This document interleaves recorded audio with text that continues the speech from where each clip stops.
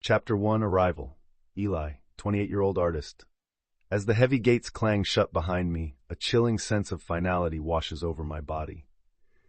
The echo lingers, mingling with distant bouts of laughter that sound both hopeful and despairing, like ghosts haunting this fortress of despair. My first day here feels surreal. I'm trapped between fear and disbelief. I find solace in the prison library, where the musty scent of old books offers an unexpected refuge. Nestled between the faded murals, I pull out my sketch pad and begin to draw. The peeling paint and rusting bars come to life under my pencil, and I start to see beauty in the bleakness. Amid the chaos, I discover fragments of myself, memories of who I was before.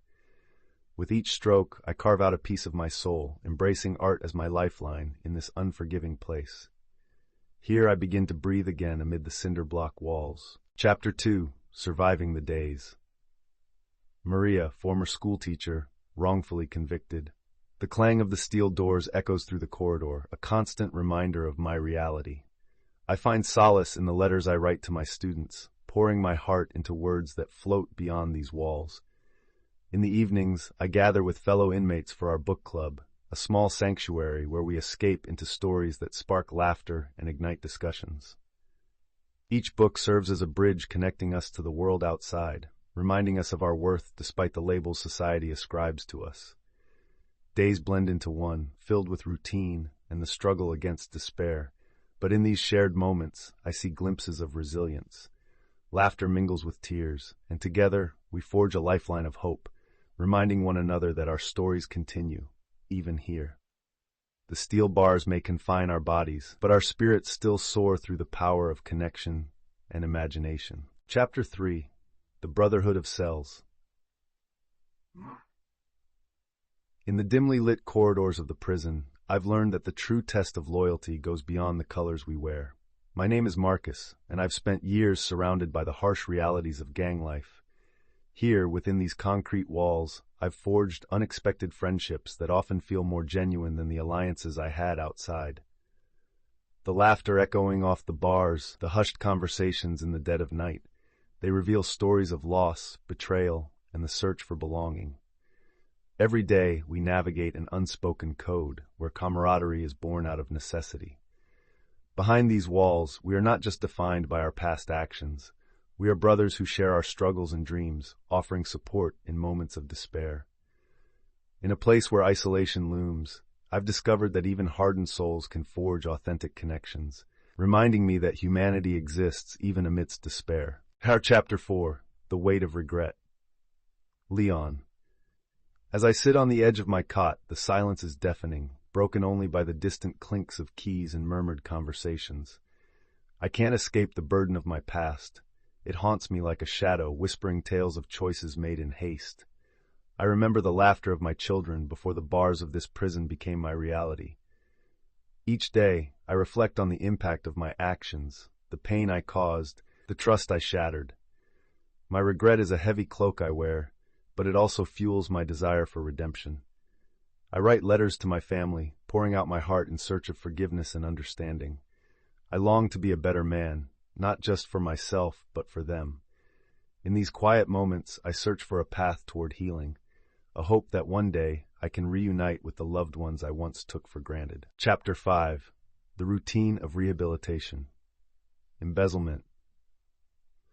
As the sun rises each day, I find solace in the rhythms of our prison routine. I stand at the front of the classroom, watching eager faces transform as we engage in the GED program I spearhead.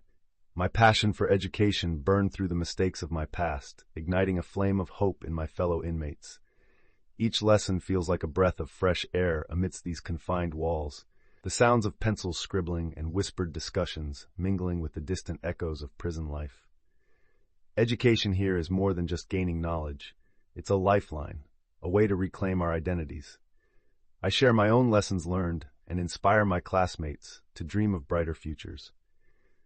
We celebrate small victories, passing tests, discovering passion for learning, and in those moments, our shared humanity shines through. For us, rehabilitation isn't just about time served, it's the promise of change and redemption. Chapter 6 Dreams Beyond Bars. As the sun rises over the high walls, I sit on my bunk, a pen in hand and a notebook filled with verses echoing my dreams. This place, once a cage of despair, has ignited a spark within me. Writing became my escape, a way to transform the shadows of my past into stories of hope. The words flow like a river, each poem a testament to my journey, a fusion of beauty and tragedy. In the concrete jungle, I find solace in ink, I write, recalling the laughter of friends lost and nights filled with stars. My heart races as I share my poems during the evening gatherings. In those moments, I feel a connection to something greater, an understanding that our voices, though trapped, can soar beyond these walls. Through writing, I reclaim my identity, dreaming of the day when those dreams take flight once again, beyond the iron bars of this prison. Chapter 7. The Outside World. Soon-to-be-released inmate. As the days count down to my release, the anticipation fills me with a whirlwind of emotions. Excitement mingles with an ever-present dread. I often find myself standing by my cell window, listening to the faint sounds of the outside world. The birds chirp freely, and I can hear laughter in the distance, a stark reminder of life moving on without me. Every sound pulls me between hope and anxiety. Will my family still embrace me? Will society see the person I am now and not just my past mistakes? I write letters to my sister, expressing my fears and dreams of reunion. Each ink stroke carries both a longing and a hope for acceptance. As the prison gates loom large in my mind, I grapple with the weight of judgment while yearning to step into the vibrancy of life again, ready to reclaim my place in a world I once took for granted. Chapter 8. A New Beginning. As the sun rises on the horizon, casting a golden hue across the prison yard, all previous narrators come together to share their reflections on their journeys. The sound of clanging gates echoes in the distance, a powerful reminder of the freedom they yearn for and the fresh starts that lie ahead. Eli's voice quivers with hope as he speaks of his dreams as an artist. Maria emphasizes the bonds formed with fellow inmates and the necessity of resilience. Marcus, once entrenched in gang loyalty, now embraces brotherhood beyond crime. Leon, gripped by guilt, yearns for reconciliation with his family, while Anita speaks passionately of the importance of education in reclaiming their lives. Jamal shares a poignant poem about dreams unfurling like wings. As their voices converge, they collectively express a commitment to building a better future, determined to transform their past scars into stories of hope and redemption. Chapter 9. Reflections of Forgiveness. Isabella, an inmate serving time for a crime of passion. The echoes of my past haunt me in this cell, a constant reminder of that fateful night when rage overshadowed reason. I, Isabella, grapple daily with the burden of what I've done, a life taken in a moment of madness. In quiet moments I reflect on forgiveness, not just for my victim's family, but for myself.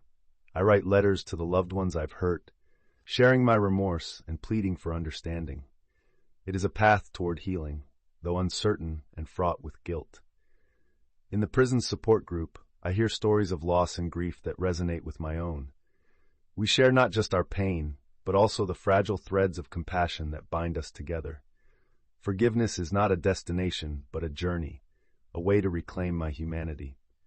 As I cast my gaze toward the distant sunlight filtering through the bars, I hold on to hope for redemption and compassion. Chapter 10. Finding Faith. Narrated by Daniel, a 35-year-old inmate who turned to spirituality during his time in prison, this chapter captures his transformative journey. The rhythmic sound of a prayer bell resonates as Daniel reflects on his life before incarceration, filled with chaos and emptiness. In the harsh environment of prison, he discovered a community of faith that provided solace and hope. He shares moving anecdotes about group prayers and shared meals that brought inmates together, allowing them to shed their hardened exteriors. Daniel describes the comfort found in Scripture and the profound sense of purpose he feels when helping others find their own path to faith. Through whispered prayers and contemplative moments, he reveals glimpses of his formerly shattered spirit, now restored by a belief in something greater. As he prepares for release, Daniel speaks of the desire to spread this newfound light and support others in their struggles, embodying forgiveness, love, and redemption. Chapter 11. The Value of Friendship. As I sit on the edge of my bunk and hear the whispers of camaraderie that fill the common area. My name is Raj, and I've spent over a decade in this place. Friendship is a lifeline here, a bond stronger than the steel bars that surround us. In a world where trust is a rare commodity, I've found brothers in unexpected faces. We share laughter over mundane jokes, support each other during hard times, and celebrate small victories, like mastering a new skill or receiving a letter from the outside. Each connection counters the loneliness that often threatens to engulf us.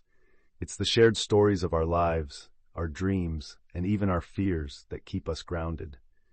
In this harsh environment, our friendships have become a sanctuary, a testament to the resilience of the human spirit and the power of connection, proving that even in darkness, light can shine through. Chapter 12. The Burden of Labels. Claire, young woman serving time for drug-related charges. As I sit in this cramped cell, I can't help but feel the weight of the label inmate bearing down on me like a heavy fog. My name is Claire, and at just 23, I'm more than the mistakes that brought me here. Prison walls close in, but within them, I fight against a tide of stigma. Each glance from the guards and whispers from fellow inmates reinforce the identity I reject. I long to be seen for my dreams, my passions, and my humanity, not just the crimes that define me. Every day I carve out moments of defiance, sharing stories, pursuing art, and leading small workshops on self-identity and resilience. Through these efforts, I strive to become more than a label, to reclaim my future beyond these walls. I yearn for the world to see the real Claire, a woman shaped by struggles but fueled by hope. Chapter 13. Healing from the Inside.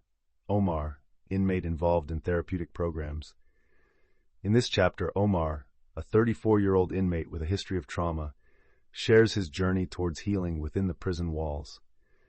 He describes the atmosphere of the therapy sessions, soft-spoken voices encouraging vulnerability, and the sound of chairs scraping against the floor as participants share their stories. Omar recalls the initial reluctance he felt about opening up, but soon discovered the cathartic power of vulnerability. He emphasizes the bonds that form during these sessions, where inmates become confidants and supporters, forging connections through shared pain. The importance of mental health emerges as a central theme, with Omar reflecting on how therapy has helped him confront his past, unearth buried emotions, and recognize the humanity within himself and others. With newfound clarity, he speaks of desire for self-discovery, illustrating that healing can bloom in the most unexpected places, even behind bars.